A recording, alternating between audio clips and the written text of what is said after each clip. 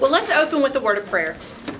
Heavenly Father, I give you thanks for this day and for this group and for your word, God. I pray that as we dig into your word today, that the conversation, God, you would guide it and that you would be in the midst of it. Bring us your spirit of truth and understanding as we seek to understand you better, because the better we understand you, the better we know you, the more we love you. It's in your Son's name that we pray. Amen. All right. Did everybody do their reading? Oh, yeah. Is everybody thoroughly confused?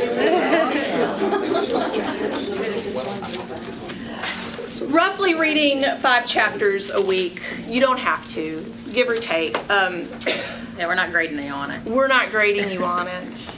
I am going to reiterate one thing from last week. I am no scholar. I have dug into commentaries and had conversations, and I'm going to be opening conversation. So whatever you can contribute, I hope you will.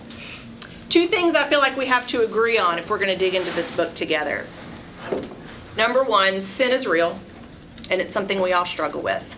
I feel like we live in a culture today that wants to sweep sin under the rug because we don't want to hurt anybody's feelings. And number 2, that God is holy. Holy on a level we are not going to fully understand this side of heaven. Holy in that his ways are higher than our ways, and his thinking, his mind is higher than ours. So there are going to be things we never fully understand until we're right in front of him. And so we're going to do the best we can to bring together these 2 understandings, because one definitely informs the other. So I'm going to open us actually right before Leviticus. In Exodus, you don't have to turn there, just listen to the word of God. Ending out Exodus chapter 40, beginning in verse 34. Then the cloud covered the tent of meeting, and the glory of the Lord filled the tabernacle. Moses could not enter the tent of meeting because the cloud had settled on it, and the glory of the Lord filled the tabernacle. In all the travels of the Israelites, whenever the cloud lifted from the tabernacle, they would set out. But if the cloud did not lift, they did not set out until the day it lifted. So the cloud of the Lord was over the tabernacle by day, and fire was in the cloud by night, in the sight of all the Israelites during all their travels. For the first time since the Garden of Eden, God is dwelling with his people. He's obviously not there in physical form, but his presence is with his people for the first time since the Garden of Eden.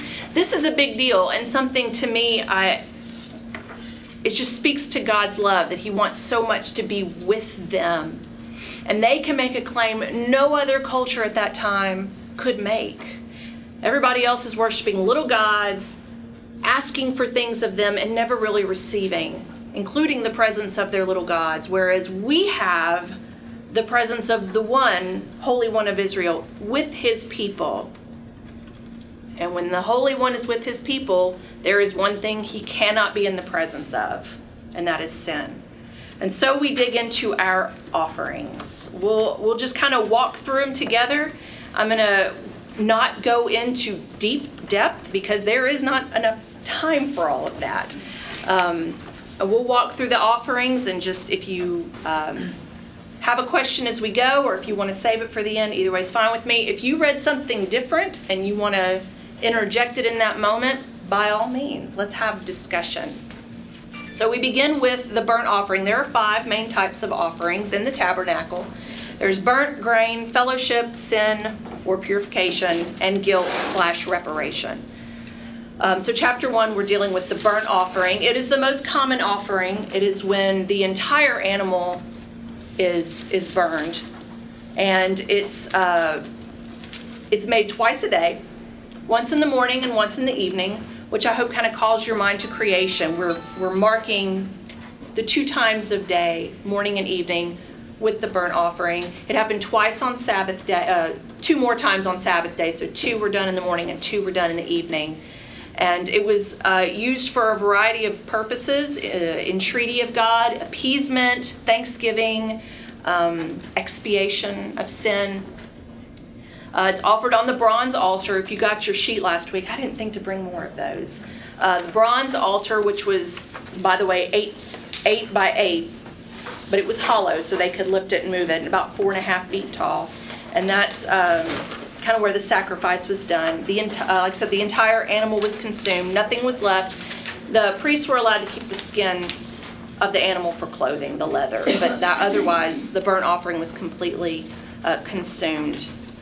As we mentioned last week, Noah is where we started this with sealing the covenant, sacrificing an animal, and it's where we got the idea that it was a means of, it was the basis of covenant, avoiding wrath, gaining favor. Abraham is where we come to understand the animal as taking the place of a human. So the sacrifice is done at the entrance of the tent. The sacrifice is done by the person giving the offering, not the priest. So the person lays their hand on the head of the animal, and some people will tell you it's the transferring of their sin onto the animal, and that might be true, except that that's also done in a Thanksgiving offering, which is not having anything to do with sin. I think it has more to do with connecting with the life of the animal. All life belongs to God, and even though we talk about a lot of animals dying, death is not something God takes lightly. You need to connect with the sacrifice. So you lay your hand on the animal, and then it is the person giving the offering that actually cuts the throat of the animal. And then it passes from the person giving the offering to the hands of the priest. He takes the blood and splashes it on the side of the altar, and blood moves into a lot of different places. And as we go through each one of these, I'll try my best to explain why it went where it went. In this case, with just the burnt offering, it is a general recognition onto the altar that the blood is the life source of the animal.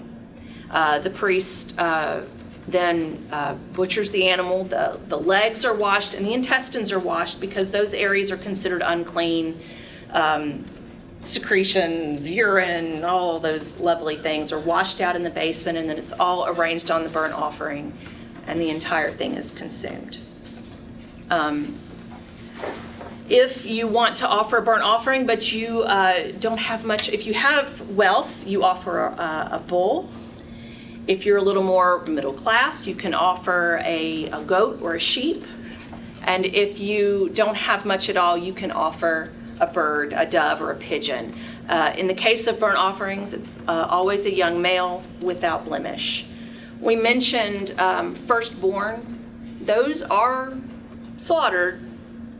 That is in, I think, Numbers, so we don't really get into it here. It's a separate sacrifice altogether, so I think that's in the book of Numbers.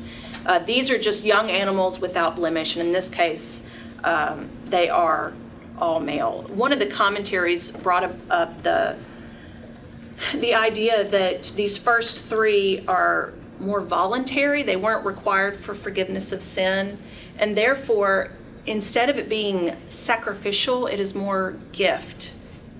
It should be done and coming more from a place of joy. You are thankful for God being with you. You are thankful for what God has done for you, and therefore you have a joyful heart when you bring this.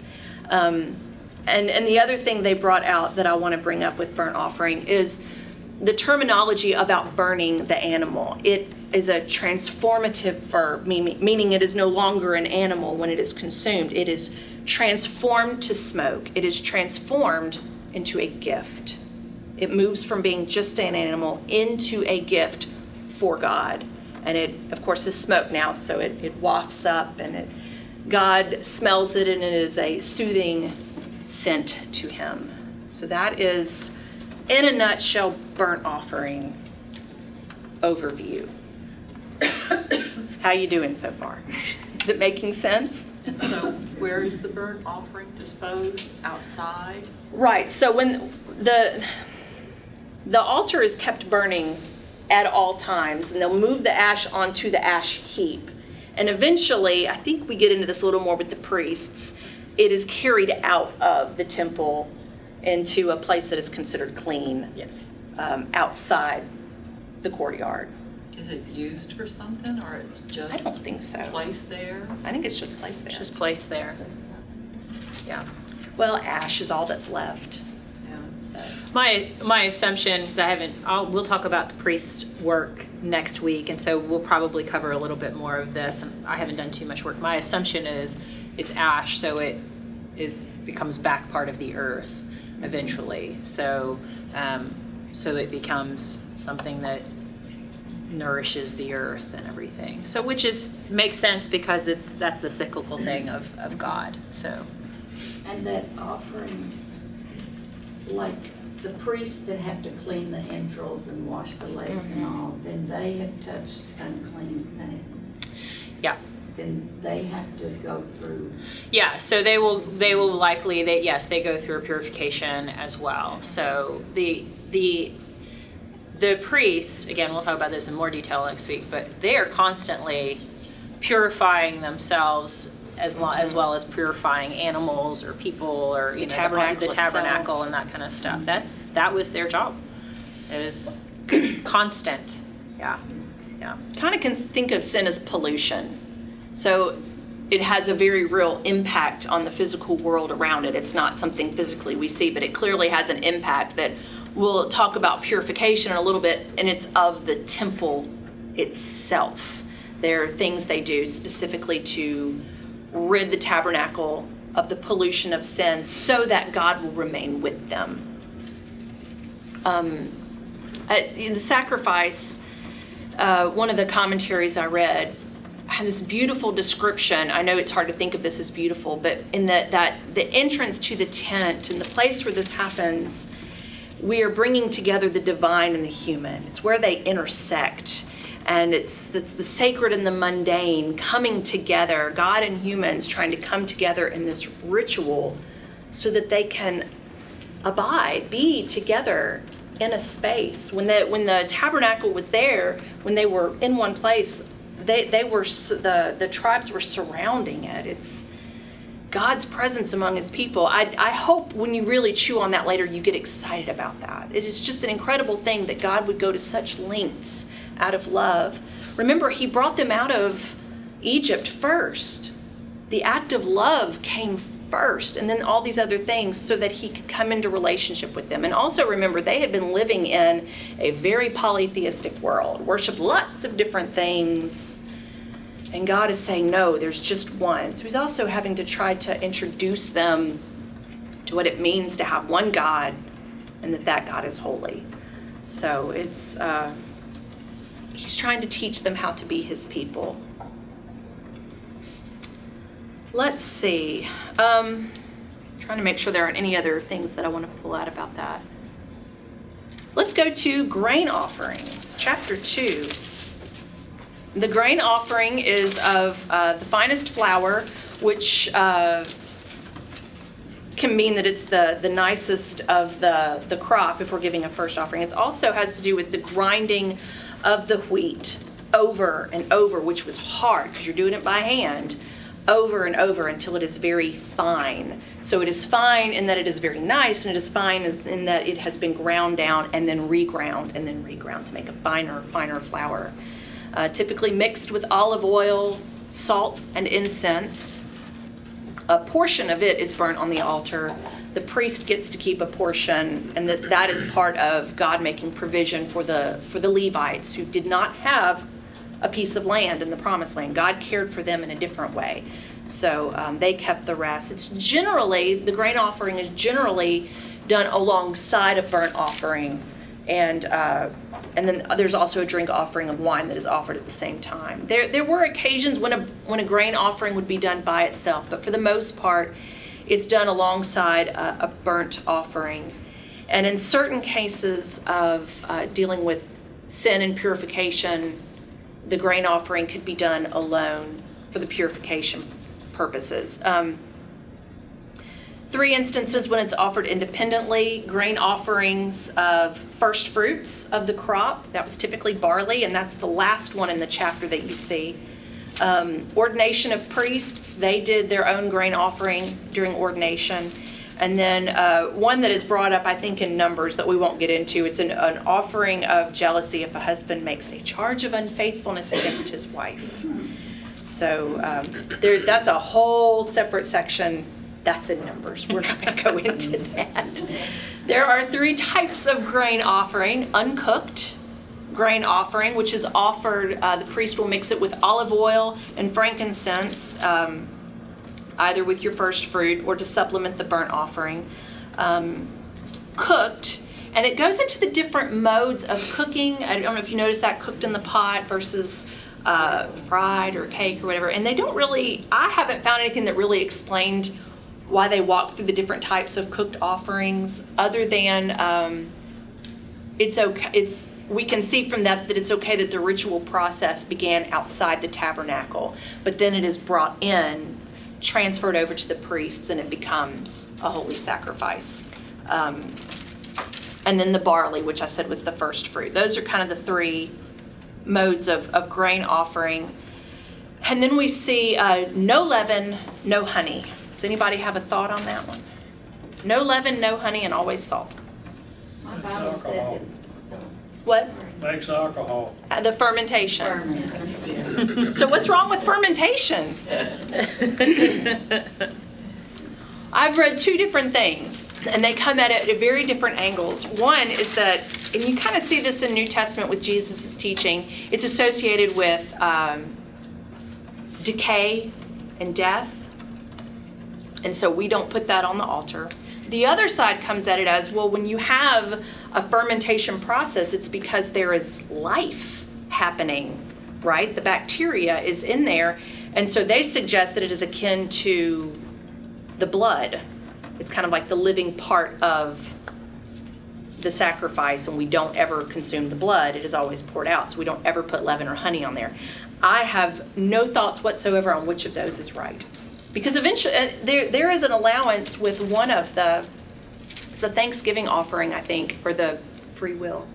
It's in my notes. That they can bring in bread that is leavened, but it's not sacrificed. It's just given to the priest, so it's okay for them to consume it then. So I have no thoughts whatsoever on which one is correct. Always present is salt. Who knows why? Salt. It's a preservation. Salt is a preservative, so it has a literal purpose, but it's also the salt of the covenant. As we talked about last week, covenant was something that already existed. It was secular, and God kind of adopted it in. But even before God started making covenant with people with salt, and secular people were doing it, salt was always used to seal a covenant. Salt was always there. And it's because it's got this everlasting quality, this permanency to it. For salt to lose its taste, something serious has to be going wrong. If you recall to the New Testament, something seriously wrong inside if your salt has lost its saltiness. Salt is a preservative, yes, but it reiterates God's commitment to Israel. And it's used in healing also. It is used in healing. You're right. You're right. What is meant by the memorial portion? That is the portion that went onto the altar that's burned.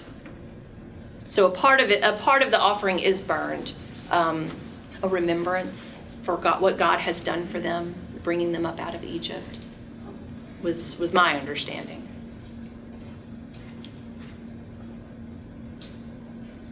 Thoughts on grain offering? Questions? There's one more time grain offering comes in, but we'll get to that when we get to purification. I thought maybe the unleavened bread had to do with the fact that, when they left Egypt, I think so too. that was kind of remembering Mhm. God brought them out of Egypt. Right. And all of their bread was unleavened. Yep. Remembering his provision of the manna, perhaps, also. There's a lot of layers.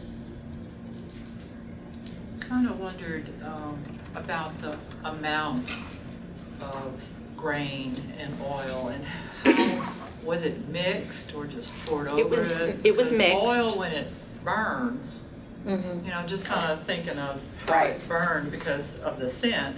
Right. Oil burning does have a scent, Right. And grain does too. It almost, you kind of like the browning of the grain, but the burning of the oil was, I just wondered how much, are you talking a pound or talking, No, or I read that. a little bit? I read that or- somewhere.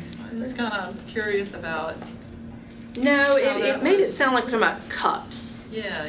1 to, I read that somewhere. I don't think it's on Yeah, this I one. don't- I'm going to give you this handy dandy chart at the end, but you're going to be looking at it. And they also do that twice a day with the grain offering. But it was offered with the burnt offering.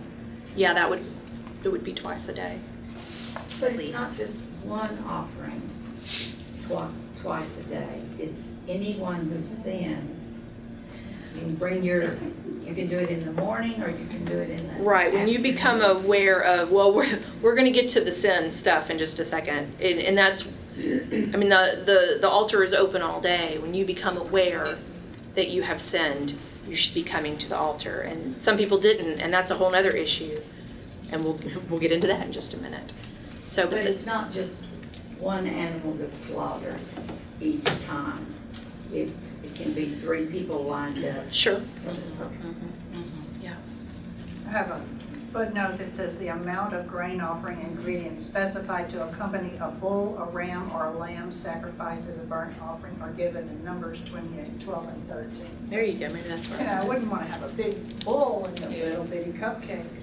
Numbers.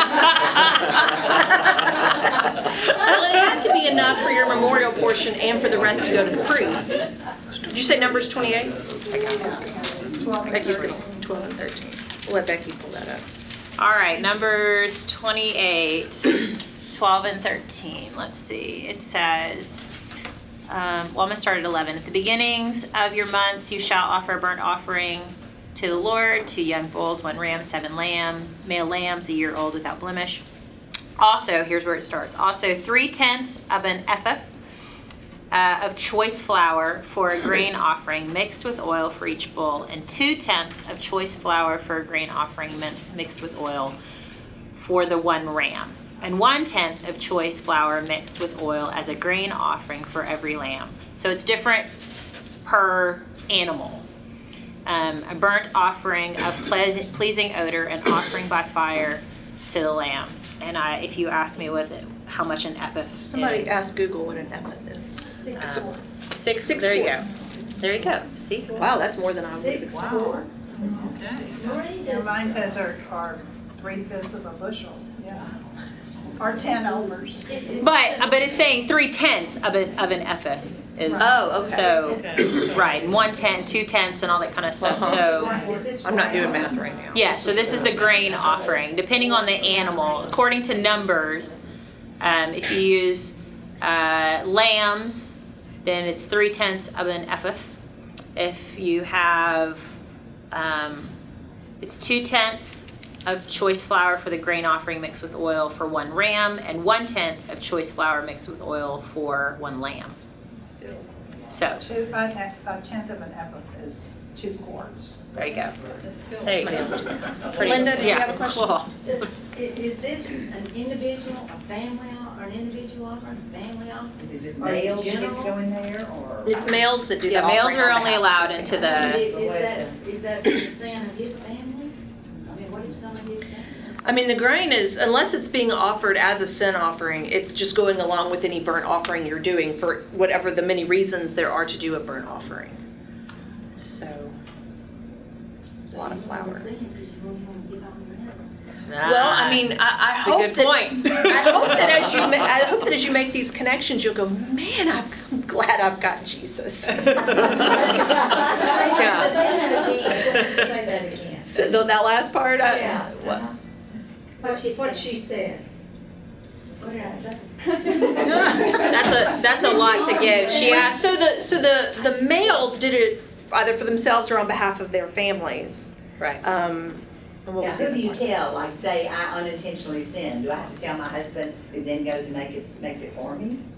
Some require Yes. confession, some Yes. don't. We'll give- But what she said was, you better not sin too much because you have to give up so many.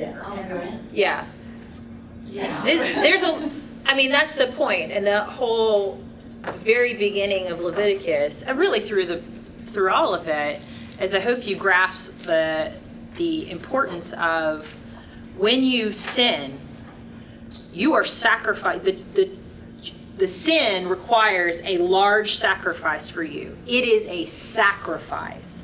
And it's a lot. I mean, a ram at 1 year old or a sheep 1 year old, I mean, you need these things. And they didn't eat meat a ton, but this is how, you need the animals, you need grain, all that kind of stuff. So when you sin, to make restitution and atonement, you are sacrificing something very significant to you. And the point is that God is making to the people is, think carefully about what you do before you do it, because it's a big deal. Yeah.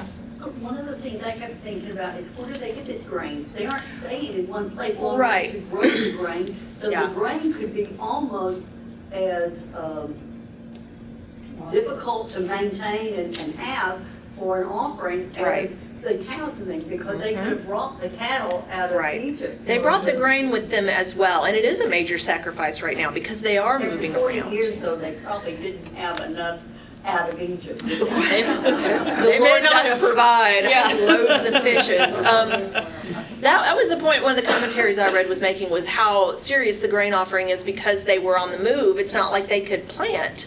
But, initially when we're getting the words of Leviticus, they're about to head into the promised land and set up. Oh, except they messed up before they got there, and now things are even harder because they sinned in such a major way. Now we've got to parade through the wilderness for the next 40 years. Yeah, remember they're at Sinai before they have said, Yeah. oh, the people are big and scary and we can't go in. Yeah, this is before all So, that. so God has given them all of these things saying, this is what you need to do now. It's not going to take us very long to get to the promised land. So it'll be easier to get, in some ways easier to get grain once we get to the promised land. Well, Right. they get the law and then they make some decisions and then things become much more difficult. So in those 40 years, even keeping the Levitical law was very difficult as they traveled in the wilderness. Yeah, their resources became even more slim. But God doesn't take away the law in the 40 years that they're there. He continues to tell them that this is what they need to do. I was troubled by the unintentional part. Because, like, if you say something, that's, immediately you said something wrong. And Do you always? You've never thought about something later and gone, oh, I shouldn't have Well, said that. yeah. There's another angle to unintentional versus intentional too. Let's move through fellowship offering, and then we'll be to that part, because that's one of the things that even this morning I walked into Becky's office and said, I'm struggling with this, and then I found this, and I think I've got a handle on it, but I might start talking and going, no, wait, that doesn't make sense either. So anyway, let's look at fellowship offering, and then we'll move into the sin/purification offering. Fellowship offering is given, we have 3 occasions when this was appropriate: Thanksgiving, completing a vow of some kind, and just a free will offering, which kind of sounds a whole lot like Thanksgiving, but there's clearly a nuance there. All indicate a situation in which your offerer is making a response of gratitude and joy to God. The offerer shares in the consumption of this one. I think of all of them in a way, this is kind of my favorite, because God has his portion, the priest has his portion, and you and potentially others are all sharing in a meal together. And I really like the imagery of that, of sharing in a meal with God, your family, the priest. It's an interesting look at that. So God's portion is the fatty parts of the animal. We're getting into that part. We are not to eat the fat or the blood. That comes up here. We'll talk more about that. God gets internal organs, all the fat that is connected to them, both kidneys with the fat on them near the loins, the long lobe of the liver, which you will remove with the kidneys, and that is burnt on the altar as a food offering for the Lord. So all the fat, and I don't know if you're aware, but the kidneys and the liver, I was reading this to my husband who's a nurse, I was sitting in the kidneys and the liver, she goes, oh, the fatty organs. Good. I didn't realize that. He said, yeah, they are encased. So God gets all the fat. You can do your bull, you can do a sheep. If you do a sheep, did you notice that you also include the tail? Did you notice that in here? Does anybody know why? Had a lot of fat. The tails had a lot of fat, and this particular, likely this particular breed of sheep, their tails could weigh up to 15 pounds of fat. So yeah, God gets all the fat. So if it's a sheep, God gets the tail too. It's a lot of fat. So.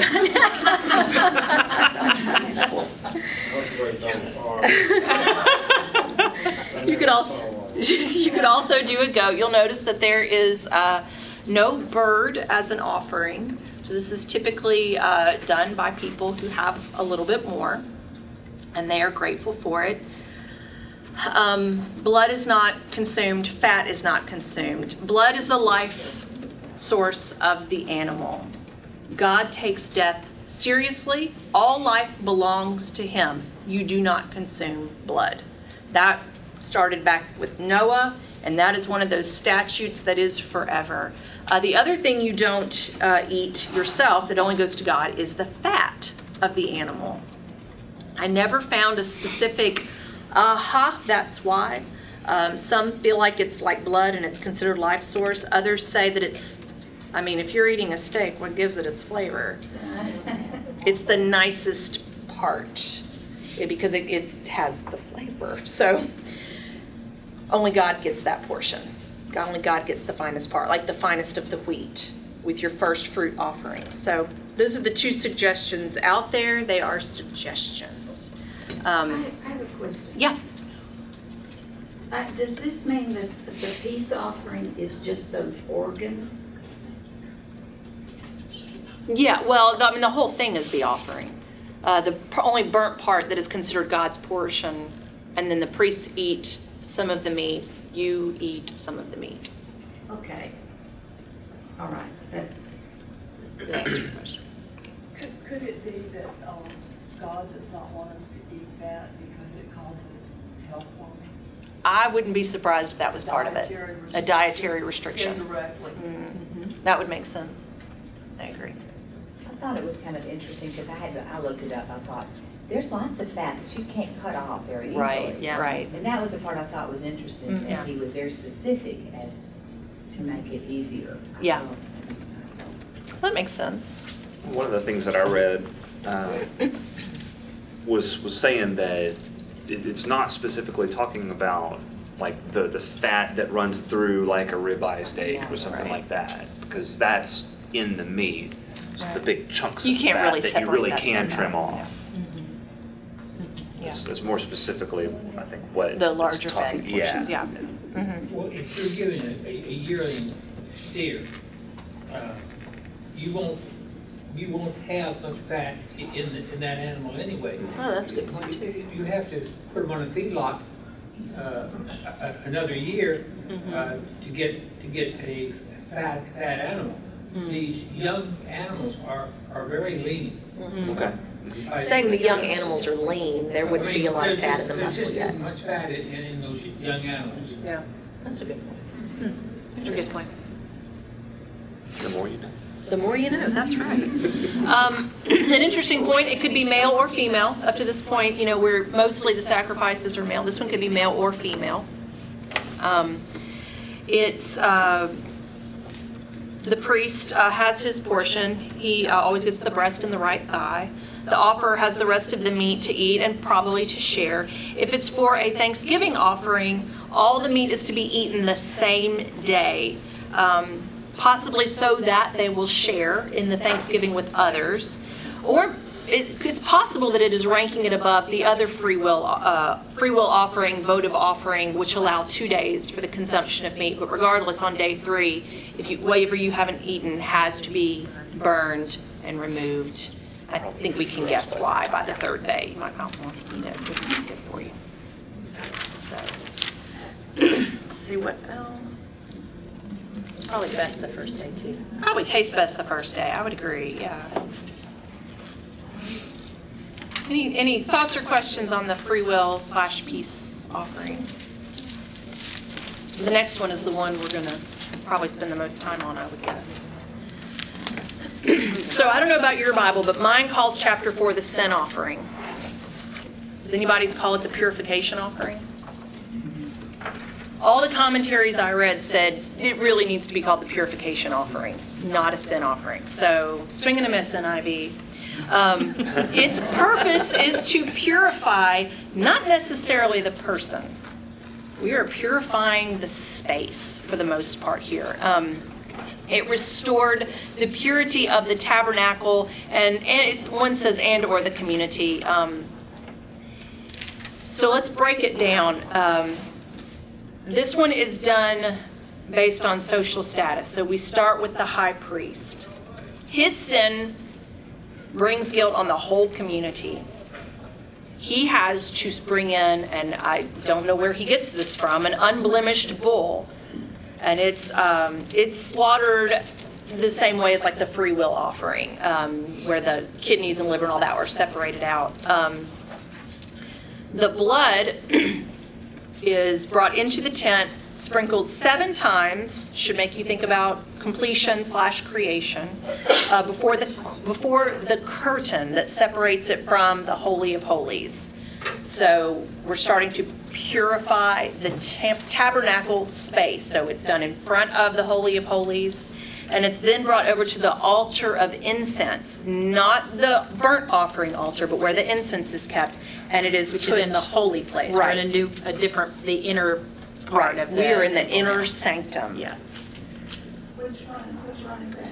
That's one before we get to the It is right before the Holy of Holies. So if So you we're see no the- longer in Look for the Ark of the We're no Covenant. longer in the courtyard. That's the Move altar out. of incense. Right, yes. We are now in the holy place where Right. the altar of incense, the altar of showbread, all that kind of stuff Right. goes. And only the priests were allowed to enter into this space. A regular, normal person couldn't go in there Right. anyway.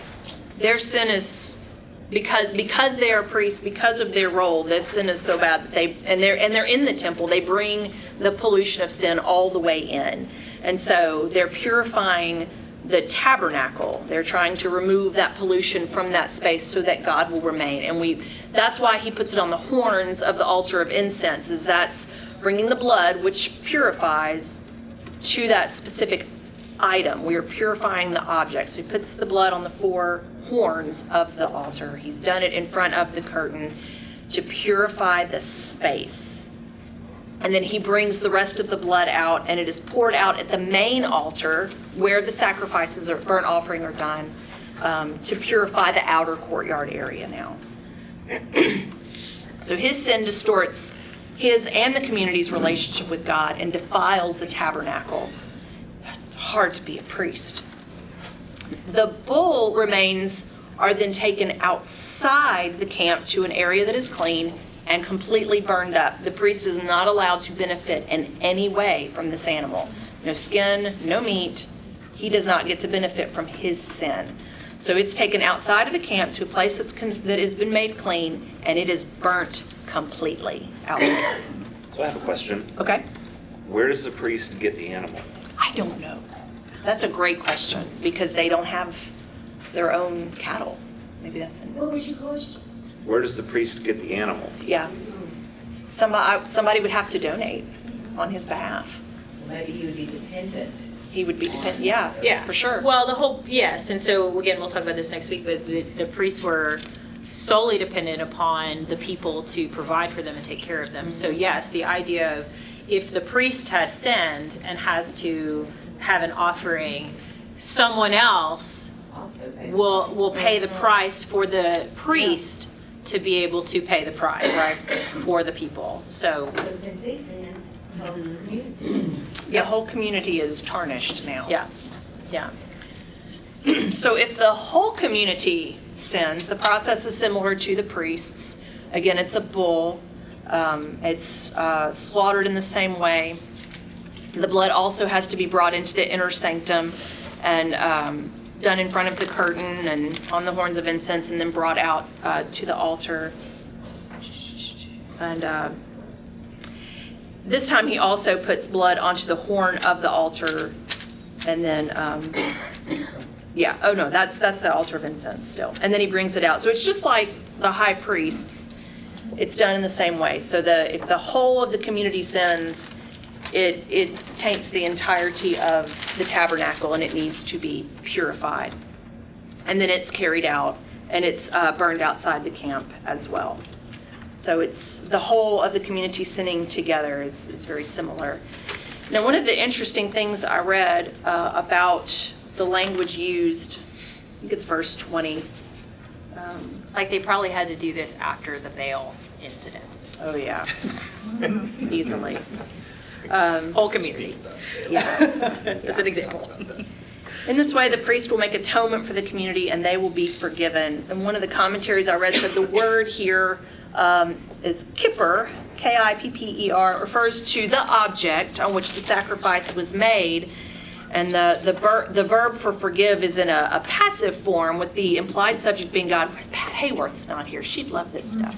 In short, what this commentary says was it is, of course, God who forgives. The sacrifice purified the space so that God could remain, and he does the act of restoring the relationship between himself and the community. They are purifying the space so that he can remain in it, and then it's God's work that brings them back into right relationship.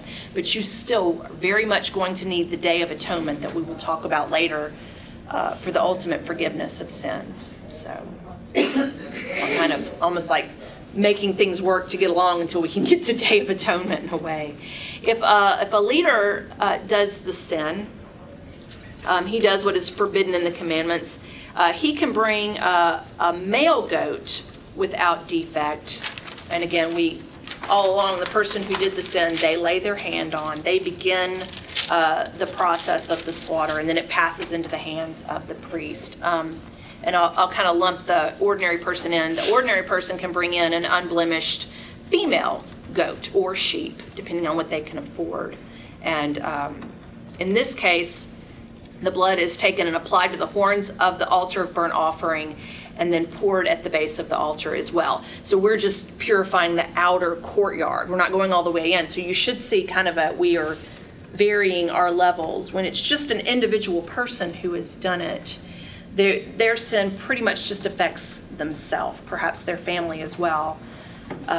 So the animal that's required is a little lesser than a bull. The area required needing to be purified is just this one area instead of the entire tabernacle. So you should see kind of a graduated process here. Marie, Yes. this says a ruler who sins inadvertently, which this first part is about Inadvertent, yes. Ruler who sins inadvertently is to submit to the same solemn ritual, except that an unblemished male goat is to be Goat, housed. right.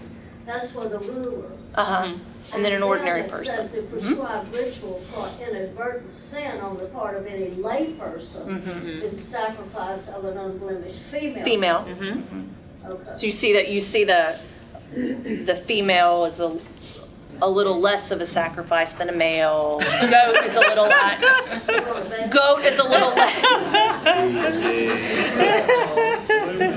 Okay, I'm gonna have to call out Sandy Richter here. We are seeking to understand, not to judge. You could also say, with all the males being sacrificed, they aren't as important. You need the females for reproduction. Well, you kind of need both for reproduction. You need both. It takes two for that tank. So chapter 4 moves into chapter 5 without a real heading differ. And so here's where I walked into Becky's office this morning and went, okay, what's the difference here? And we had to kind of talk it through. And then I saw my buddy Milgram here. And so I might wind up doing a little bit of reading from his book because I just found some of this stuff this morning. So I haven't really ingrained it. We're talking about unintentional sin and now intentional sin when we come into chapter 5. Except that you'll see if it was unaware, and if they were unaware and then they become aware, and the language can get kind of confusing.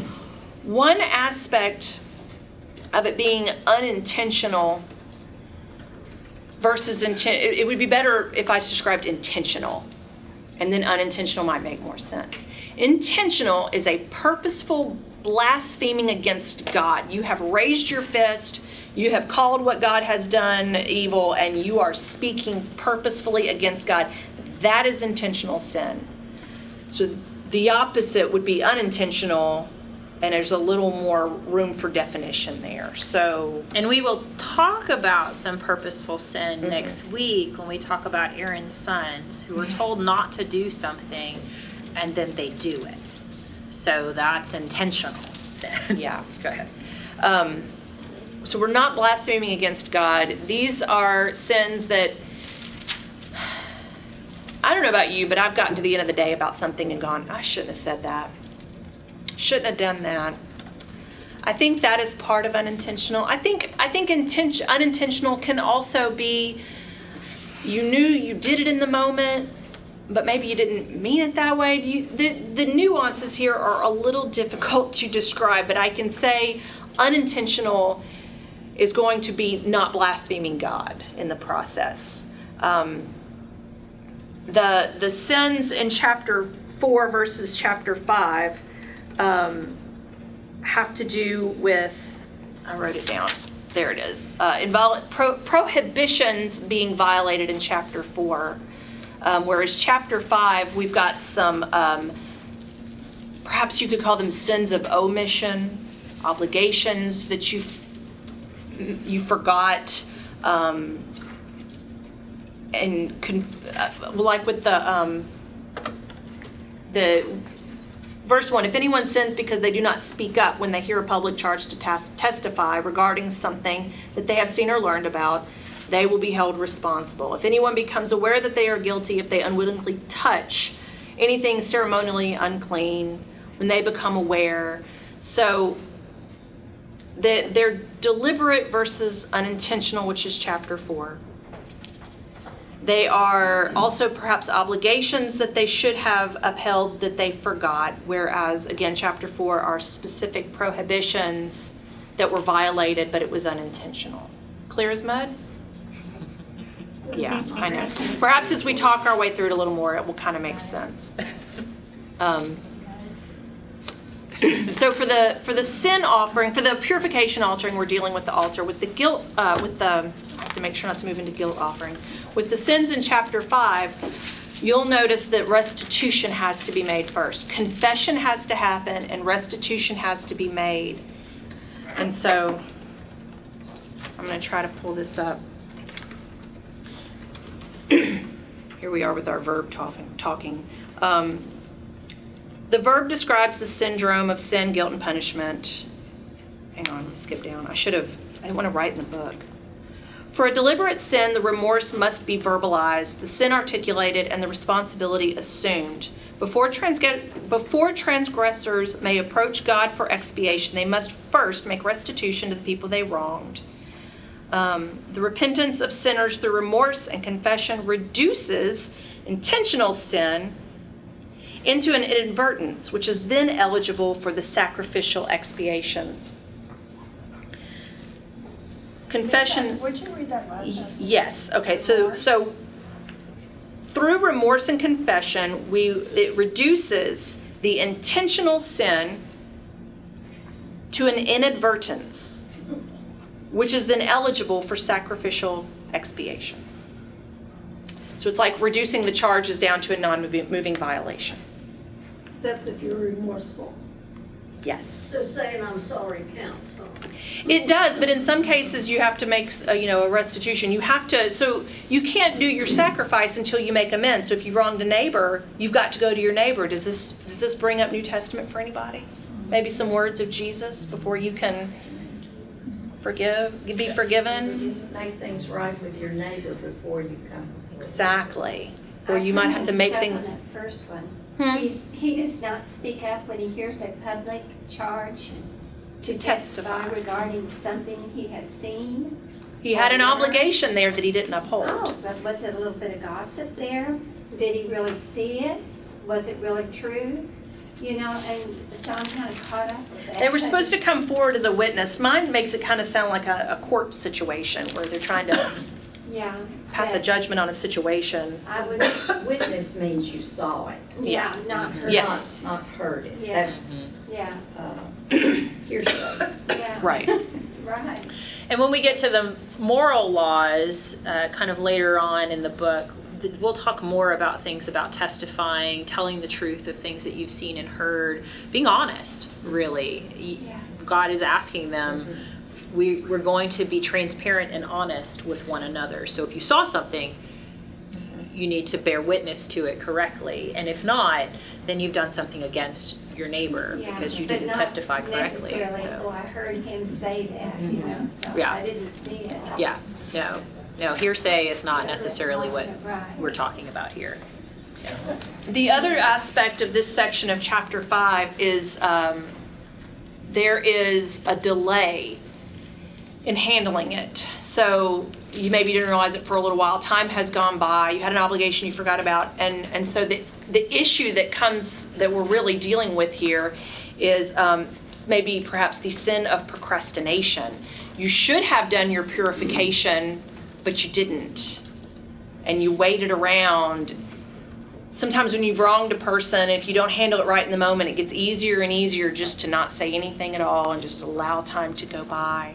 And so we're dealing now with that issue at this part of chapter 5 of kind of the sin of procrastination, which interestingly, and no, I don't know why, can be scaled according to your economic status. So here we see that if you have wealth, you can bring a bull, you can bring or lamb or goat. And here we can also bring in the grain offering if you have absolutely nothing. You can bring in a grain offering in this case, which will not be mixed with the oil and the incense. It is just raw grain by itself. So we've got the delay in purification. So now you have to make restitution. It kind of brings, I guess it handles kind of that part of the delay, and now you can make your sacrifice. And there is room for an economic disparity there. What about the birds? Weren't they? They could be below the used. grain? Yes, you could use the birds, and if you didn't even have a bird, you could bring in the grain. Two birds. They're to bring in as an offering 2 doves or 2 pigeons. Did anything you read explain why they talk about pulling the bird apart rather than dismembering it? The one, I didn't understand. the neck was not torn off completely, but they needed to sprinkle the blood. I guess you kind of got to maintain as much as you can when there's not much to work with. Yeah. But, okay, if you're going to do that, why pull its wings and? Well, you can't really. Does my Bible read wrong? No. With a larger animal, they break it down. Yeah. And with the bird, it is so small. I mean, the priest isn't keeping anything out of this, so the body has to be broken, but there's only so much of it. Okay. Have to be I just gruesome. thought maybe there was some reason why you didn't just, I mean, you're gonna slit its throat anyway. Right. But Why you didn't just completely, I don't know. Why you leave it partially I think intact? about strings. I mean, It's a good question if I come across this something. book is very interesting with some questions that evoke strange conversation, so that's okay. If I come across something, I'll bring it to Are you. the Jewish people who haven't accepted Christ still doing these animal sacrifices? They have no tabernacle. Okay. When did they decide that they weren't going to do animal sacrifices anymore then? And what caused them to change? Imagine when the temple was You can only, disturbed, destroyed, yeah. We got into that discussion on Sunday, and Daniel says that when the temple is destroyed, we're not gonna have. Yeah, it does say things. that. And Christ said, I am the Lamb, but it took, when the Romans destroyed the temple, that they quit doing, and it was a very big thing, because people, where can we go? We need to be relieved of our sins and things, and there was no place, because they didn't have a temple to do it in. In 70 AD is when basically it's considered that they quit doing sacrifices. They were exiles, weren't they? Didn't they have to leave Jerusalem? Not all They of were them. still there. When Rome tore down the temple, yet they killed off all of them. It wasn't as bad as when the Babylon. this is considered to be why there's tension within Jerusalem, that the temple has been taken by the Muslims and run by the Muslims, the Jews can no longer, the Jew who is not Messianic can no longer go and do the sacrifices. And it's one of the reasons that you have the Wailing Wall of the Jews who come and stand outside the temple praying for the temple to be restored to them so they can continue. And many times reading, That's right. Messages wanting for atonement. That's right. There. Yeah. So they no longer, but it's just because the temple is no longer in their possession to do. They still hold fast to this idea that the sacrifice should be done within the temple. If you are a Jew who does not believe that Jesus was the Messiah and the one to come. If So they yeah. rebuilt the temple, they should go back to animal sacrifices? That would be my understanding, my assumption, yeah. They already have manufactured the tools for this. That's been done some time ago. The tools for Sacrifice? Yeah. Use at the temple. Yeah. So there is definitely for a Jew now is a complication, a conundrum. You can see how they want to continue to worship in the way that God had called them to, yet they can't because the essential place for them to do it is no longer available. And that is the place. That is the holy place. And so they are in a definite, difficult position. You need to think about Jesus. I agree. I agree. I agree. Spread out over the whole world.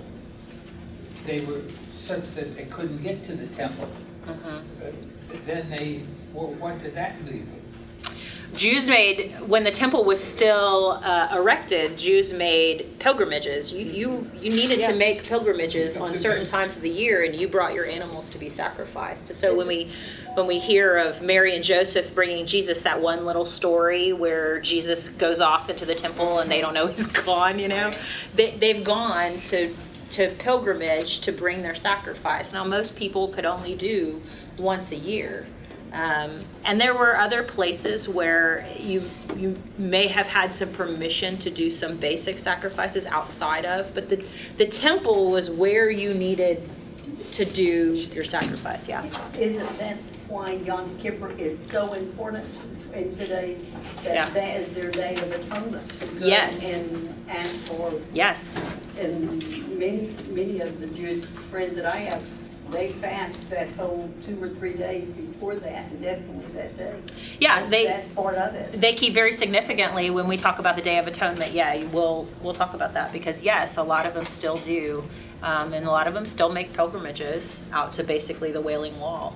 But they're people who are adrift. It is very difficult. Their synagogues don't. A synagogue is a place of worship. It's a place where you'll have the word read to you and teaching done and things like that. But it's not. It's not the. It's not. No, it's not the same. It's not where the presence of God dwelt. So, yeah. Those are good questions. Poor people. Yeah. Well, isn't there a kind of a disagreement among that during Babylon that the Pharisees started teaching that you can talk to God at any time, you don't have to go to the temple, and the Sadducees, I can't say that. That's what they believe strongly, that no, you have to go to the temple, and so there's always been since that time this little bit of a conflict of where exactly can a Jewish person talk to God, have communication with God, whether they had to go to the temple or because they were in Babylon, they were taught, no, you don't have to, God is with us. But that's what the Pharisees were teaching and not what the high priests were teaching. Yeah, you could be very right. I don't know fully, but I do know that was spoken of when they were taken into captivity, is that God still dwells with us, but it wasn't the same because again, there's still no. I mean, that is what was ingrained within them. And it's why a lot of the Jews lost faith and then didn't return, after captivity, because to them, the presence of God had not been available, and he felt so distant and lost because the temple was not with So them. deserted. That's right, and so many had assimilated and did not return back. So, yeah. We have one offering to go. Guilt offering. The last part of chapter 5. These are the guilt offering. We're talking about either the violation of holy things, an unknown suspected violation, nice and vague, or a trespassage on a neighbor's property is a very general term for doing something against your neighbor. It's different than the others because these are considered breaches of faith or trust with the person you have sinned against. So that's why we're in this case, we're sacrificing rams instead of cattle or goat or sheep. It's a different situation here. So if you have done something against God with the temple or the priests, the act is considered sacrilegious. You are trying to appropriate to oneself the holy things of God. And you can imagine this is a major issue. So you are required to sacrifice a male ram. It has to be of a certain value. It has to be an unblemished, nice ram. And there is, I believe, and this is the one where you have to pay a penalty as well when you're doing these sacrifices. If it's the unintentional violation requiring an unblemished ram, but not necessarily a financial restitution, it is an interesting one to me. So the commentaries, more than one, kind of brought about this idea that if you just have this feeling like you've done something, I don't know if you've ever just kind of felt bad about something, you can't really put your finger on it, and it starts to, or perhaps in their case, a physical issue has arisen that is not going away, and in that culture, sin was suspected when there was a physical issue that came about, and it just, it kind of brings up almost like a feeling of anxiety. And in this way, God it's not the offering that induces the guilt, it's the offering that provides you a way of releasing this feeling of guilt or anxiety. It's kind of merciful. If you've just got this anxiety you can't get rid of, you can do this and just release it. You can let it go now. And then the violations against a neighbor, again, the restitution has to happen first. You have to go and make it right. You may have to pay for it. You have to receive forgiveness, and then you can make your offering. But forgiveness can't be received until you make right the wrong first. So they're a little bit different. Chapters 6 and 7, I'll just kind of gloss over them together. These first chapters we've talked about has been God, through Moses, addressing the entire Israelite community. Now we shift specifically to talking to the priests and their side of it, either through what they're supposed to receive or some special instructions to them. They seemed pretty straightforward to me. If you have questions out of this, you can ask them. I'll pull out that the fire never goes out. And that points to, and I'll just read it to you, chapter 9, verses 23 and 24. Moses and Aaron then went to the tent of meeting. When they came out, they blessed the people, and the glory of the Lord appeared to all the people. Fire came out of the presence of the Lord and consumed the burnt offering and the fat portions on the altar. When all the people saw it, they shouted for joy and fell face down. The fire never goes out because that fire came from God. So we've got to keep it going. So you'll see that as one of the things that might have jumped out at you as you read through 6 and 7, that the fire can never go out. And then there was one other interesting thing I saw in there having to do with the grain offering. I wrote verse 18. Where was that? Oh yeah, verse 18. It says that whatever touches the grain offering becomes holy. And I thought, well, that didn't make any sense to me. So what I read was 3 possible solutions to this curiosity of a grain offering making something holy. It's possible it was literal, and anyone who touched this grain offering became holy. It's possible that it's referring to objects touching the food. I guess perhaps the dish it was served on becoming holy because this is a holy offering. But one commentator suggests that the translation is ever so slightly different. that we should read it, and that in order to touch this most holy food, you must be in a holy state. That's the way this one. Is that the way that one It reads? says, That's the way mine yeah, is. Yeah. There are other versions, so that everyone one who touches them must be holy. must be holy. Some versions that you've read may say becomes holy, but I would tend to say that makes a lot more sense. Is there anything I didn't cover, that we didn't cover in our discussion, that's still a burning, no pun intended, burning question? Maybe pun was a little intended. It's a lot. I know it's a lot. It's a lot to process. All right. Well, next week, let's get these out. Becky is up to the plate. Yeah, I found this in my Bible, and we found them online. It's your offerings in a nutshell. Grab a magnifying glass. I made it as big as I could. It just kind of puts onto a grid all of the offerings we just talked about. I hope, if nothing else, you recognize that God is definitely holier than we are. And I think one thing that we have to continuously keep in our minds is something that Marie said early on. You know, God is dealing with a group of people who lived in a polytheistic world for a really, really long time. That's the culture that they know. He's creating a monotheistic culture for them. And so they're used to offerings, they're used to sacrifices, they've seen all these things. These things happen within the cultures that once they get into the promised land, everybody has these type of sacrifices. They do them in different ways, that kind of stuff. So it is the case of God taking something that they are familiar with and recreating it into something that is holy and specifically about Him and them. And so I just want to remind you as we read that these things can feel very legalistic, they can feel very confusing, they can feel very like God is all about killing things and all this kind of stuff. God is creating parameters around a group of people who all they knew before was slavery. That was their parameters. They are now free people.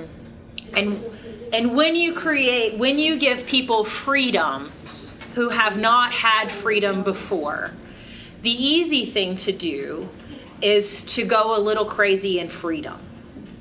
And so God says, what I know that you need is parameters. So I'm going to make things clear for you in our parameters so that you can recognize that I am God, and that I am holy, and that you are my people, and you are set apart, and you are different. The things that I'm asking you to do are different from all of the other people. What you saw in Egypt of sacrifice, the sacrifice that you will do will be different because it will be to me, not to 15 other gods, not for fertility, to be fertile or any kind of all these kind of things. This is between you and me as relationship and covenant. So it's still, even I've read all of Leviticus and I'm going back through it again, and I have to continue to say that to myself because it's easy to get caught up in just the details of we're killing another animal and there's some more blood sprinkled, and this just seems like they have so many things to do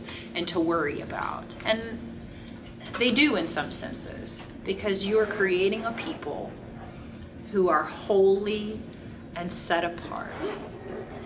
A group of people who are entering into being in the presence of a holy God. And so what Marie said in the front end, we have to agree that God is holy. And to be in the place and presence and space of a holy God means that for us, we need to be in a place where we are holy. So, yeah. Which chapters do we read for next week? The next 5 or the next 10 or the next 30. Whatever you want so to get. we'll kind of be succinctly moving through. So Marie covered kind of 1 through somewhat of 6 and 7. We're going to cover a little bit of 6 and 7 up to about chapter 10. So you should be kind of reading along with where we get to in our conversations. So if you read 5 chapters, the next 5 chapters from where you are, you'll pretty much be what we discuss next week. So Yep. Right? Yep, yep. I'm gonna pray for us. Sure. Why don't you? Okay, let me pray for us and we will be done.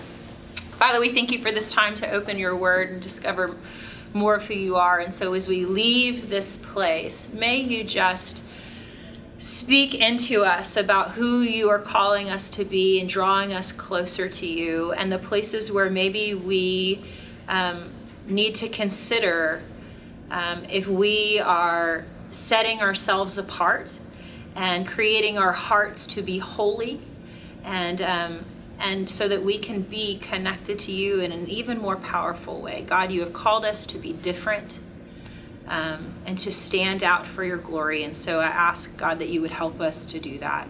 And as you bring us together next week, would you just continue to speak to us? And we pray all this in your holy name.